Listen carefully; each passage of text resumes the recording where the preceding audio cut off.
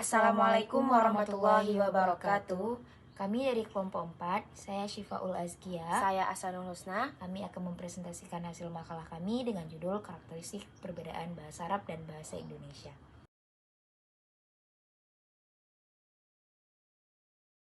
Tiap bahasa punya ciri khas yang membuat berbeda dari bahasa lain. Begitu juga dengan bahasa Arab, yang memiliki beberapa ciri unik dibandingkan dengan bahasa lain. Oleh karena itu, seorang penerjemah perlu menguasai kedua bahasa ini, yaitu bahasa sumber bahasa Arab dan bahasa penerima bahasa Indonesia. Jika salah satu bahasa tidak dikuasai, maka penerjemah akan kesulitan saat menghadapi perbedaan yang signifikan di antara keduanya. Nah, saya akan membahas masalah karakteristik perbedaan antara bahasa Arab dan bahasa Indonesia. Utsman Amin memaparkan sejumlah karakteristik utama bahasa Arab secara filosofis. Karakteristik tersebut dipandangnya sebagai keunggulan bahasa Arab atas bahasa-bahasa lain di dunia. Pandangan ahli filsafat bahasa itu dapat dicermati melalui paparan-paparan berikut. Yang pertama itu ada hubungan mentalistik antara subjek dan predikat. Nah, struktur kalimat deklaratif bahasa Arab tidak memerlukan adanya kata sarana yang menjelaskan hubungan antara subjek dan predikat. Ungkapan al-ummah al-arabiyah wahidatun menetapkan pengertian bahwa bangsa Arab itu satu. Nah, hubungan antara bangsa Arab dan satu itu bersifat mentalistik belaka dan tidak memerlukan kata sarana penghubung untuk menjelaskan kaitan itu.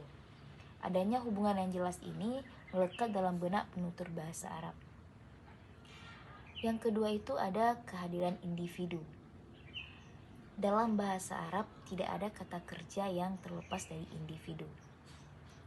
Kehadiran tidak memerlukan sarana eksternal berupa kata atau tanda baca. Individu itu melekat dengan verba dalam strukturnya yang aslinya. Contohnya pada kata aktubu, yaktubu, dan taktubu tercermin kehadiran aku, kamu, dan dia sebagai individu. Hal ini berbeda dengan bahasa Indonesia yang membutuhkan kata secara utuh untuk menghadirkan seseorang. Dalam bahasa Indonesia ketiga, contoh di atas tampil dalam bentuk aku menulis, dia menulis, dan engkau menulis.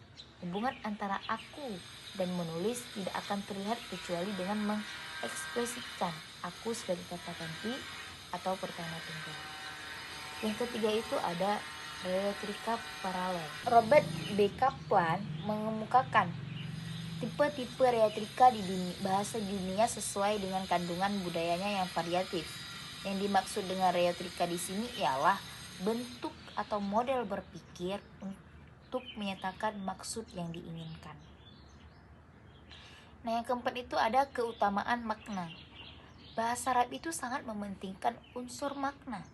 Jika bahasa Arab pun mementingkan tuturan, maka kepentingan itu hanya sebatas untuk mengungkapkan makna agar dipahami oleh pendengar atau pembaca, sehingga menimbulkan dampak psikologis yang mendorongnya untuk bertindak.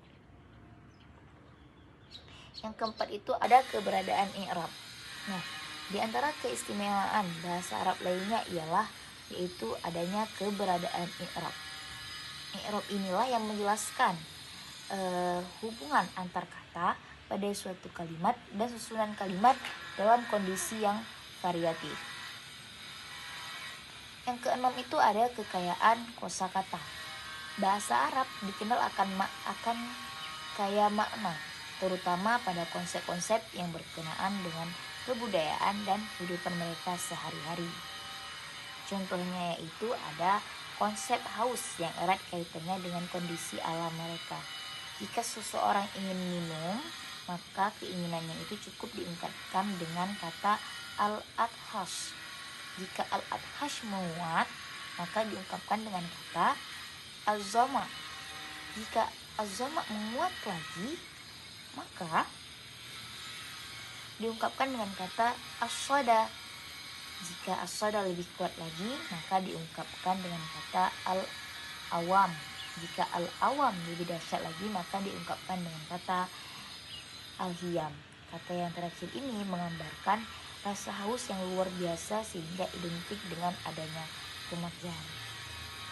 Dengan bahasa Indonesia, khususnya derajat kualitas semacam itu biasanya diungkapkan dengan kata sarana yang menunjukkan perbandingan, misalnya kata lebih dan sangat, bukan dengan satu kata seperti dalam bahasa Arab.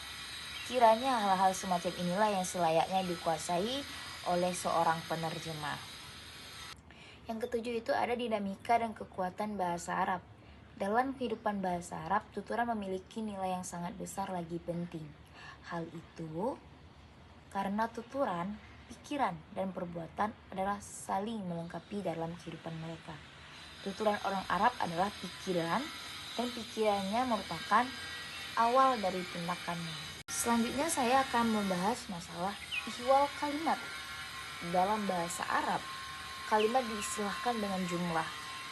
Nah, Jam'an mengatakan bahwa istilah ini berasal dari jamula yang memiliki dua makna besar, yaitu banyak dan bagus. Istilah jumlah berasal dari kata tersebut yang berarti kumpulan atau hasil penambahan yang tidak dapat dipisah-pisahkan. Karena itu, kumpulan kata yang tidak dapat dipisah-pisahkan lagi disebut dengan jumlah. Dalam bahasa Indonesia, kalimat itu tersusun oleh SPOK yang merupakan singkatan dari S subjek, P predikat, O objek, dan K keterangan. SPOK merupakan aturan penting dalam menyusun kalimat yang runtut dan mudah dimengerti. Selanjutnya akan dijelaskan oleh kawan saya, yaitu Hasanul Husna. Saya akan menjelaskan tentang memahami makna sebuah kalimat. Ada 5 tahap yang harus diikuti. Yang pertama ada pahami makna umum kalimatnya. Yang kedua, pahami fungsi sintaksis setiap kata dalam kalimat. Yang ketiga, pahami hubungan antara kata-kata dalam kalimat. Yang keempat, pahami isyarat struktural dari analisis morfologis. Yang kelima, pahami makna kata-kata berdasarkan pemahaman di atas. Proses ini berbeda-beda bagi setiap orang, tergantung pada kemahiran dan kondisi psikologisnya. Oleh karena itu, pasti penting untuk memahami jenis kalimat, fungsi sintaktis, dan kategori pengisi fungsi. Selanjutnya ada fungsi sintaksis bahasa Arab dan bahasa Indonesia. Dalam bahasa Arab, makna kalimat dipahami melalui hubungan antar kata. Setiap kata memiliki tempat tertentu dalam kalimat dan menjalankan fungsinya melalui hubungannya dalam kata lain. Fungsi ini disebut fungsi sintaktis. Ada 6 jenis fungsi sintaktis dalam bahasa Arab, yaitu musnad ilaih, musnad. Yang pertama ada musnad ilaih, yang kedua musnad, yang ketiga mukammil tabi'.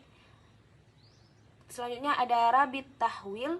Fungsi sintaktis ini menunjukkan bagaimana kata-kata dalam kalimat berhubungan dan membentuk makna. Yang kedua ada kategori kata bahasa Arab dan bahasa Indonesia. Dalam bahasa Arab dan bahasa Indonesia, linguis mengklasifikasikan kata ke dalam beberapa kategori. Yang pertama ada bahasa Arab, yang kedua linguis klasik, isim atau kata benda, fiil kata kerja, dan harf huruf. Badri nominal, nama, sifat, kata ganti. Verbal kata lampau, kini akan datang perintah. Selanjutnya ada zaraf. Selanjutnya ada kata sarana, konektor atau transformator, dan al-khalif, kata yang tidak masuk kategori lain. Yang kedua ada kategori kata dalam bahasa Indonesia. Pridalaksana 14 kategori kata, termasuk verbal, adjektif, nominal. Samsuri kata utama, nominal, verbal, adjektif, normalia, dan kata sarana. Buku ini menggunakan kategorisasi yang mirip dengan Samsuri untuk menganalisis bahasa Arab dan Indonesia, verbal, nomina, adjektif, normalia, dan kata sarana.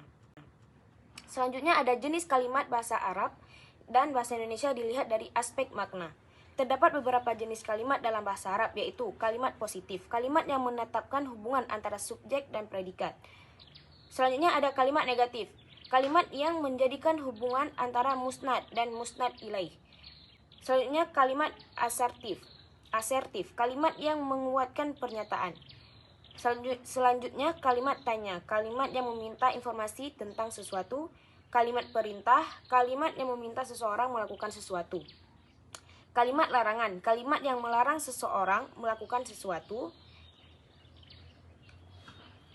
Selanjutnya ada kalimat sindiran, kalimat yang meminta seseorang melakukan sesuatu dengan halus dan sopan. Selanjutnya ada kalimat harapan, kalimat yang mengungkapkan keinginan terhadap sesuatu.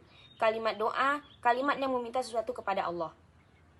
Kalimat suruhan, kalimat yang meminta seseorang datang atau memperhatikan sesuatu. Selanjutnya kalimat syarat, kalimat yang terdiri atas dua klausa yang dihubungkan dengan kata sarana tertentu. Ada kalimat sumpah, kalimat yang diucapkan dengan memakai pola kalimat terdiri dari atas sarana, nama yang disumpahkan dalam jawab sumpah. Ada kalimat interjektif, kalimat yang digunakan untuk mengungkapkan kegaguman atau keheranan atas sifat sesuatu. Selanjutnya ada kalimat celaan dan pujian, kalimat yang digunakan untuk memuji atau mencela seseorang atau sesuatu. Sementara itu, dalam bahasa Indonesia terdapat 5 jenis kalimat, yaitu kalimat berita, kalimat yang isinya memberitahu sesuatu kepada pembaca atau penggemar atau pendengar. Ada kalimat perintah, kalimat yang maknanya memberikan perintah untuk melakukan sesuatu. Ada kalimat tanya yang berisi menanyakan sesuatu atau seseorang. Kalimat seru, kalimat yang mengungkapkan perasaan kagum. Ada kalimat emfaktik, kalimat yang memberikan penegasan khusus kepada subjek. Dalam bahasa Indonesia, pembentukan kalimat untuk menyampaikan makna tertentu dilakukan dengan menambahkan kata sarana atau keterangan. Hal ini dibahas dalam bagian tentang jenis keterangan dan kata sarana atau kata tugas. Sedangkan dalam bahasa Arab, masalah ini dibahas dalam pembicaraan tentang jenis kalimat dan kata sarana. Singkatnya, kedua bahasa memiliki cara masing-masing untuk membentuk kalimat. Tetapi, pendekatannya berbeda. Bahasa Indonesia lebih menekan pada penambahan keterangan, sedangkan bahasa Arab lebih pada jelas kalimat dan kata sarana. Sekian presentasi dari kami, lebih dan kurang kami mohon maaf. Assalamualaikum warahmatullahi wabarakatuh.